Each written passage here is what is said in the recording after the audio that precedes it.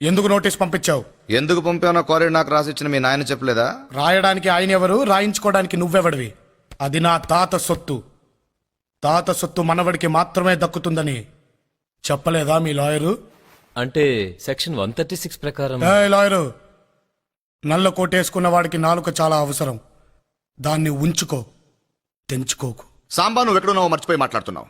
నువ్వు వచ్చిన ఊరు నాది, నువ్వు ఉన్న ఇల్లు నాది, నువ్వు కూర్చున్న కుర్చీ నాది, నీ చుట్టూ ఉన్న బలగం నాది. ఇవన్నీ ఉన్న ఈ సీమ నాది.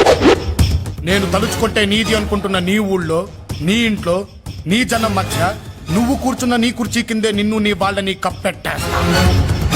నోటీసులు గేటిస్లు అంటూ పిచ్చి పిచ్చి వేషాలు లేకుండా బుద్ధిగా బతుకు, లేకపోతే బూడిదైపోతావు. వస్తా.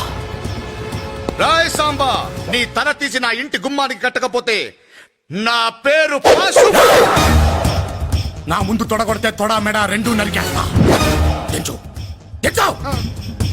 పద్ధతి మార్చుకోమని ఒక్కసారి చెప్పా, రెండోసారి చెప్తున్నా, మూడోసారి చెప్పను, చంపేస్తా. చావుని చాలా దగ్గరగా చూసినట్టుంది కదండి. మీరు అలా కోపంగా చూసి కవర్ చేయకండి, మీరు దడెత్తిపోయారు. అయినా ఎవరు చేసే పని వాళ్ళు చెయ్యాలి. మనకి ఎందుకండి తొడగొట్టాలి, అవి నేను నెప్పెడతాను తప్ప. ఇంకా నయం, వాడు దించమనగానే దించారు కాబట్టి సరిపోయింది. లేకపోతే ఆ మస్తాన్ గడి మటన్ కొట్లో ఏలాడుతుండేది మన తోడ.